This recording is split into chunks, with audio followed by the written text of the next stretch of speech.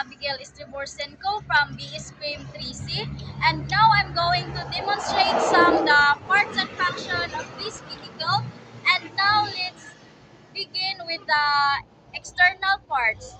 So as you can see, this is the side mirror. It helps the driver to clearly view what's beside or behind the vehicle.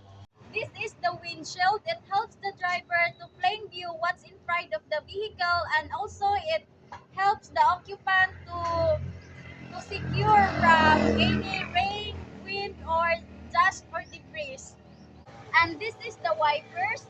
It cleans the windshield from the dust, and also it helps clear view for the drivers, especially when it's raining. Now let's proceed to the in front side of the vehicle. This is the headlight, a light source used for illuminating the road ahead, and also it is usually used during the night time. Go. So this is the head signal light, is used to communicate intention like turning or changing lanes to the other road users.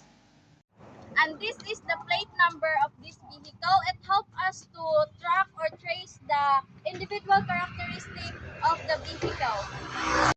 This is the fuel tank to safely store fuel for an engine. This is the tail light to signal the presence of the vehicle. This is the brake light. It gives awareness to the other vehicle or drivers that the driver of this vehicle is slowing down.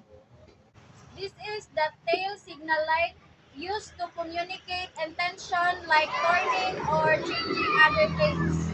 And now let's proceed to the internal parts of the vehicle. But before that, we're going to demonstrate this. This is the knob of the door. It used to unlock the door or lock the door. Demonstrate you guys about the internal parts of the vehicle. So first one, this is the steering wheel. It helps the driver to control the direction. And this is the dashboard. Okay. This is the tachometer, the speedometer, and the fuel gauge. So this is the dashboard. And so this is the clutch, this is the brake, and the accelerator. The clutch used to disengage the engine from the wheels so you can change gears. And the brake pedal is slow down or stop the car. The accelerator controls the amount of fuel going to the engine, increasing or decreasing speed. This is the ignition switch where you can put the key on or the case. Then this is the start button to start the engine.